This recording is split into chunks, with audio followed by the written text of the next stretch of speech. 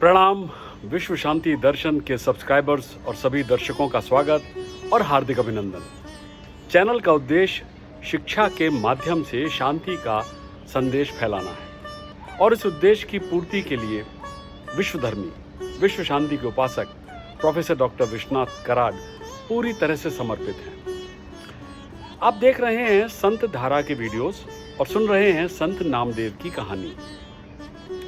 ये वीडियोस आंध्र प्रदेश के बी जनार्दन राव की रिसर्च और अनुसंधान पर आधारित है। पिछली बार आपने जाना कि संत ज्ञानदेव ने नामदेव को एक गुरु अपनाने की सलाह दी ताकि वो भगवान के सर्वव्यापी पहलुओं की अभिव्यक्ति को पूरी तरह से महसूस कर सकें, समझ सकें। नामदेव थोड़ा हिचकिचा रहे थे क्योंकि उन्होंने सोचा था कि इस तरह की कार्रवाई से विठोबा के प्रति उनकी निष्ठा और भक्ति कम हो सकती है। मगर विठोबा ने भी नामदेव से यही कहा कि बिना गुरु ज्ञान अधूरा है। भगवान विठोबा ने तब उन्हें विसोबा खेचर को गुरु के रूप में अपनाने की सलाह दी। अब सुनते हैं आगे का कथानक। महाराष्ट्र के हिंगोली जिले में नांदेड़ से 64 किलोमीटर दूर नागनाथ मंदिर पंढरपुर के वारकरी संप्रदाय के महान संतों नामदेव ज्ञानेश्वर और विसोबा के जीवन से निकटता से जुड़ा हुआ है।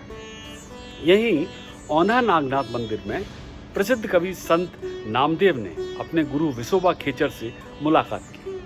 उन्हें संत ज्ञानेश्वर ने इस मंदिर में जाने की सलाह दी थी। मंदिर में नामदेव ने विसोबा को पवित्र शिवलिंग पर अपने पैर टिकाते हुए पाया। विसोबा के पूरे शरीर पर घाव थे जिससे खून बह रहा था, इसलिए शरीर के चारों ओर मक्खियां मंडरा रही थी। ये देखकर नामदेव भ्रमित हो गए और एक पल के लिए संदेह किया कि क्या ये वो व्यक्ति था जिसे भगवान विठोबा ने चाहा था। लेकिन उन्होंने अपनी शंकाओं को दूर किया और विसोबा खेचर से सबसे पहले शिवलिंग से अपने पैर को हटाने का अनुरोध किया। तब संत विसोबा ने कहा कि वृद्धावस्था के कारण वो अपने पैर उठाने की स्थिति में नहीं है, असमर्थ है, और इसलिए उन्होंने नामदेव से पैर उठाने का अनुरोध किया।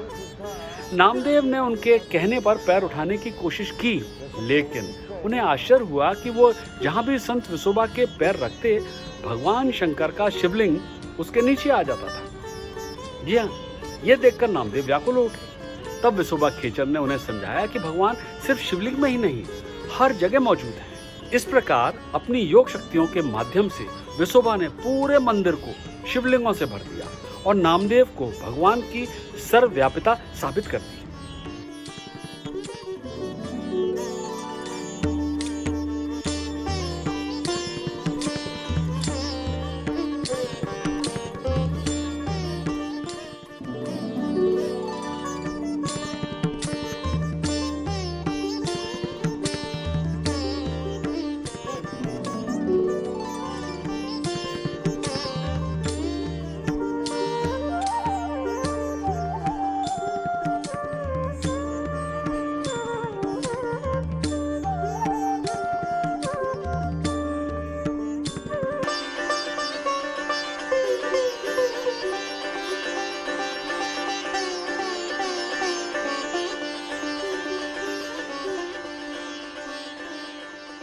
विसोबा ने नामदेव से कहा कि भगवान हर जगह पूरी दुनिया में ही हैं और उनसे सभी इच्छाओं को त्यागने के लिए कहा। उन्होंने केवल भगवान के नाम से संतुष्ट रहने की सलाह दी। स्वर्ग जाने के लिए किसी प्रकार की तपस्या करने की आवश्यकता नहीं है। वैकुंठ या स्वर्ग अपने आप उनके पास आ जाएगा। विसोबा ने कहा कि अपने जीवन, रिश्तेदारों और दोस्तों के बारे में चिंतित न हो, जो एक मृग तृष्णा के भ्रम की तरह थे। जीवन देखा जाए तो कुम्हार के पहिए की तरह नहीं है। कुम्हार को दुनिया में कम समय बिताना पड़ता है, मगर कुम्हार के जाने के बाद भी कुम्हार के चाक का पहिया घूमता रहता है। भगवान का नाम हमेशा अपने मन में और अपने होठों पर रखना चाहिए। ईश्वर सभी लोगों में और सभी जगह विद्यमान है। चंद्रभागा नदी के तट पर लोगों के लिए जीवन के इस महासागर को सुरक्षित रूप से पार करने हेतु पंढरपुर को एक नाव के रूप में माना गया है। विठोबा वहां एक नाविक की तरह लोगों की जीवन रूपी नैया को पार लगाने के लिए प्रभारी के रूप में खड़े हैं। सबसे महत्वपूर्ण बात यह है कि विठोबा कोई शुल्क नहीं लेते हैं, वो तो सिर्फ अपने भक्तों का समर्पण चाहते हैं। विसोबा ने नामदेव से उनके सामने आत्मसमर्पण करने को कहा। इसके बाद नामदेव और अधिक दार्शनिक हो गए। जी हाँ, नामदेव के जीवन का मंदिर अब चंद्रभागा नदी के किनारे की छोटी संकरी जगह नहीं थी, बल्कि पूरी दुनिया थी। उनका भगवान विठोबा या विट्ठल के तक ही सीमित नहीं था, बल्कि सर्वव्यापी अनंत अस्तित्व था उसका।